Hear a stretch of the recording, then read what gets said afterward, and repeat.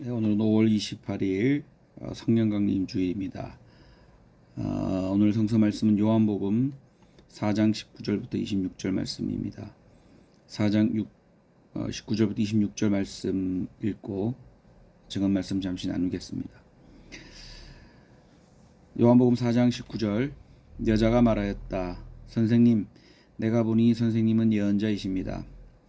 우리 조상은 이 산에서 예배를 드렸는데 선생님네 사람들은 예배 드려야 할 곳이 예루살렘에 있다고 합니다.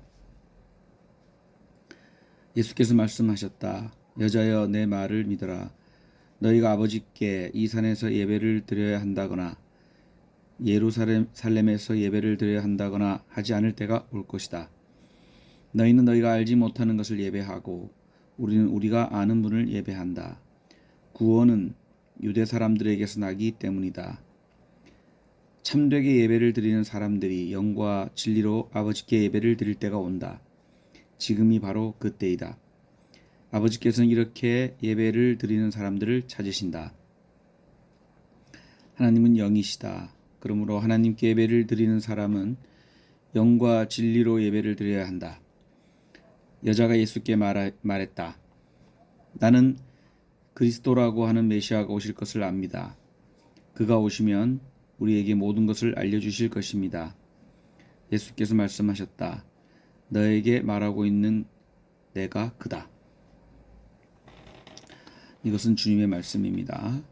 오늘 함께 나눌 증언 제목은 지금이 바로 그때라는 제목입니다. 지금이 바로 그때. 헬라어로는 시간을 의미하는 단어가 두 가지가 있습니다. 하나는 크로노스죠. 또 하나는 카이로스입니다. 크로노스는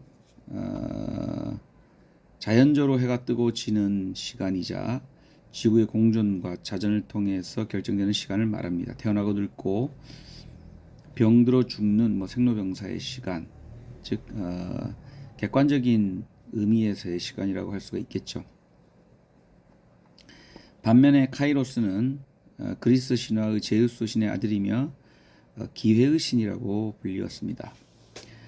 의식적이고 주관적인 시간, 그러니까 또 선택, 그런 기회, 결단의 시간, 이런 것들을 말한다고 할 수가 있겠습니다. 누구에게나 시간이 공평하게 주어지지만 또 어떤 사람에게는 카이로스의 시간처럼 기회로서 또는 어떤 선택을 하는 그런 시간으로 삼아서 정해진 시간과 다른 그런 어떤 시간을 사용하기도 합니다. 크로노스의 시간은 객관적으로 1일, 1개월, 1년처럼 흘러가지만 카이로스의 시간은 천천히 가기도 하고 급속도로 흐르기도 하고 때로는 거꾸로 흐르기도 한다. 이렇게 말할 수가 있습니다. 그런 의미에서 하나님을 만난다든가 깨달음을 얻는다라고 하는 것은 그런 시간은 바로 카이로스의 시간이라고 할 수가 있겠습니다. 때 이야기를 하니까 때를 기다린다 이런 말을 최근 정치권에서 어떤 정치인이 했는데요. 그러면서 예를 들었던 사람이 흥선대원군입니다. 조선 말기에 고종의 아버지로 알려진 흥선대원군은 이하응이라는 분인데요. 별명이 상갓집개였습니다.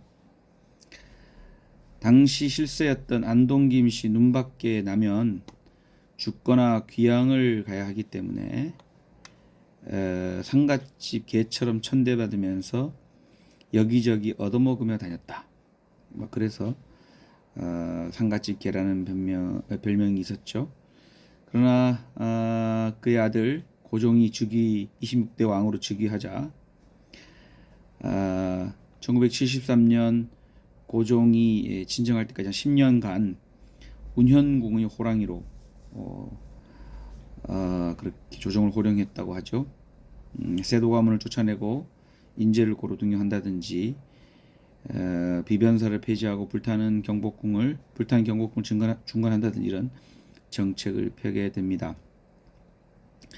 사람이 때를 기다린다라고 할 때 이 이하응 흥선대원군을 많이 이야기하는 것은 때를 기다리면서 인내하고 정말 그 상갓집 개처럼 자신을 낮추고 때를 기다린다. 그런 사람에게 기회가 온다. 뭐 이런 의미로 많이 사용하는 것 같습니다. 오늘 성서 말씀은 22절부터 24절까지 제가 다시 한번 잠시 읽어보려고 하는데요. 너희는 너희가 알지 못하는 것을 예배하고 우리가 아는 분을 예배한다. 이렇게 얘기하고 있습니다. 그 다음에는 참되게 예배드리는 사람들이 영과 진리로 예배할 때가 온다. 바로 지금이 바로 그때다. 이렇게 얘기하고 있습니다. 그래서 하나님은 영이시고 그러므로 하나님께 예배드리는 사람은 영과 진리로 예배를 한다. 이렇게 되어 있습니다.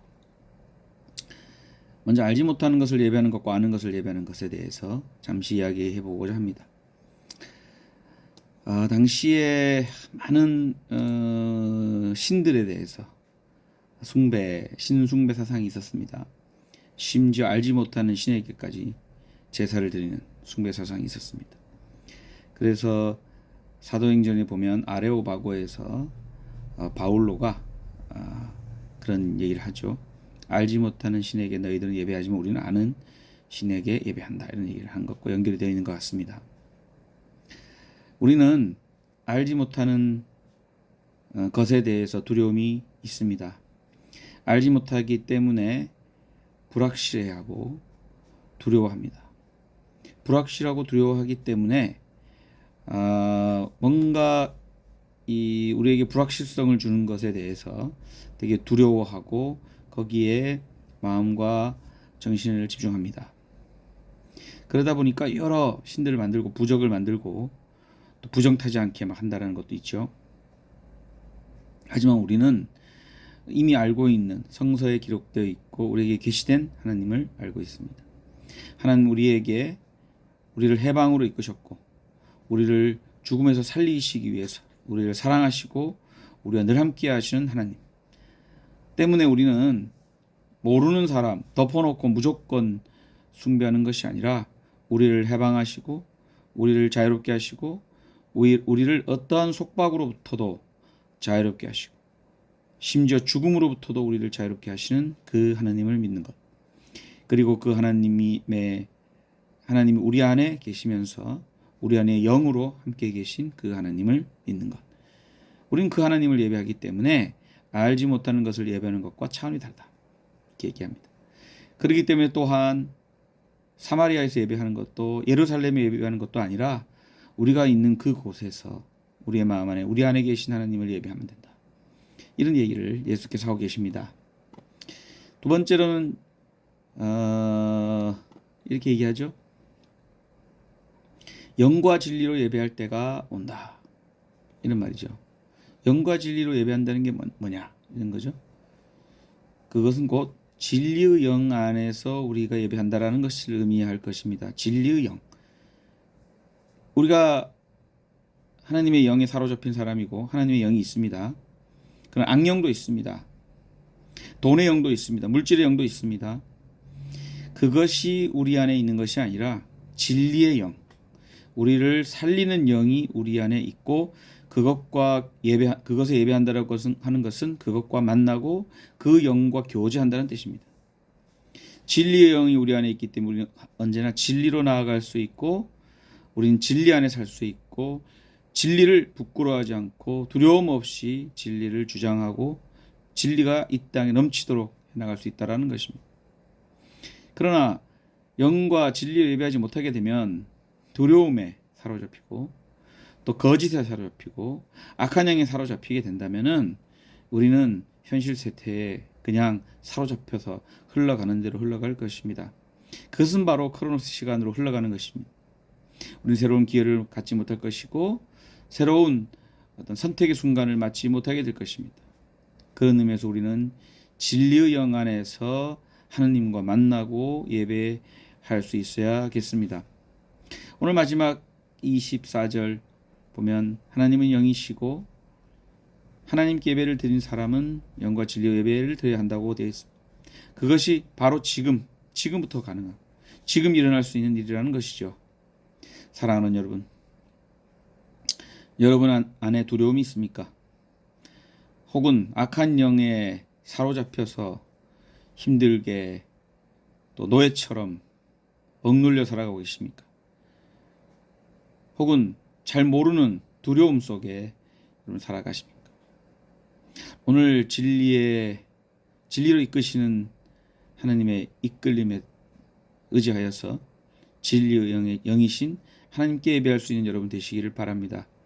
진리의 영 안에 머물고 또 여러분 안에 진리의 영이 머물 수 있게 되기를 간절히 빕니다. 그래서 우리 예배가 우리의 삶이 통째로 예배가 되기를 원하고 우리의 삶이 진리의 영 하나님과 함께 동행하는 삶이 될 수 있기를 간절히 바랍니다. 그렇다면은 지금 이 악한 영에 사로잡힌 것 같은 세계, 사회, 악한 영에 사로잡힌 것 같은 거짓의 영에 사로잡힌 것 같은 이 나라, 이 상황 속에서도 우리는 곧 다가올 때를 맞이할 수 있을 것입니다. 기회를 맞이할 수 있을 것입니다. 그 기회가 지금 우리 앞에 놓여 있습니다. 하나님과 함께 그 기회를 잡을 수 있는 여러분 되시기를 간절히 빕니다.